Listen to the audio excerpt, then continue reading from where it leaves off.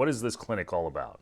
Our clinic is about helping people be their identity, be themselves, and live their life to the fullest. What do you do here? I do reconstructive and plastic surgery. Primarily reconstructive and plastic surgery or anything else? When we talk about gender-affirming surgeries, I consider it a part of reconstructive surgery. So our clinic also does Botox, fillers, non-invasive laser hair removal. How many of these surgeries have you done on minors? Not that many. From what I could recall, I would guess about a dozen or less, something like that. Not sure, but not many. And are these minors coming to you individually or are they coming with their parents?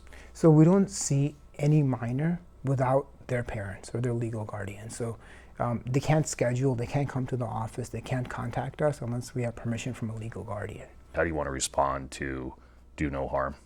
It's completely false and lies. They say things that aren't even remotely close to the truth. These people are saying I've operated on a 7-year-old. I've never done surgery on that. The numbers they're saying are far from realistic. When the patients come to us, we don't just do surgery on them. They have to go through a process, and the number is very, very small. I think they've singled me out just because I have a presence on social media. They're suggesting that you've operated on 120 different kids? Absolutely, that's false. And you're saying that that number is less than 10? Probably over the past 9-10 years, probably around a dozen or less, I would guess. Anything that you regret that you posted on social media? Because you just said that they're coming after you because of how much you post on social media. When we post on social media, my goal is to connect with people, to help demystify surgery, and to share some of the unique things in my field. I really like interacting with people and love getting positive impacts on people.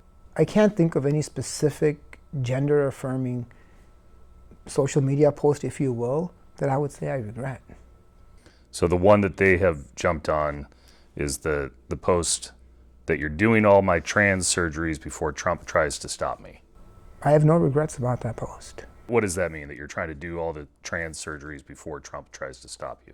That social media post was to bring some levity, to bring some fun, and to help people know that we are here to help them.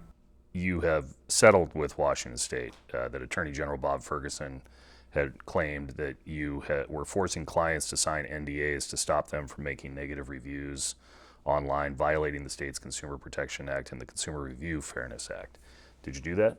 There were forms that our practice used that I didn't personally write, that were written by attorneys, that were used, and the laws were changing on what forms could or could not be used. And the laws weren't fully formed when our legal people made forms, and those forms were found to not be allowed. And we've done our best to make amends for that. And you agreed to settle. Why? I didn't make that form.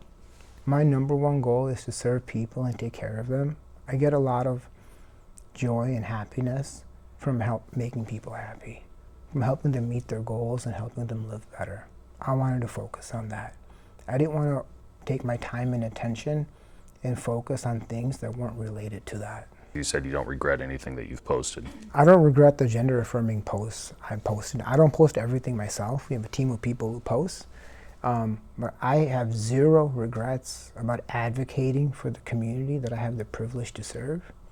I have zero regrets about posting that I'm going to be there for patients.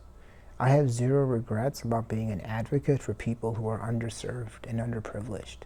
And for that, I have zero regrets. And I've done that, and we're going to keep doing that as long as we're allowed to.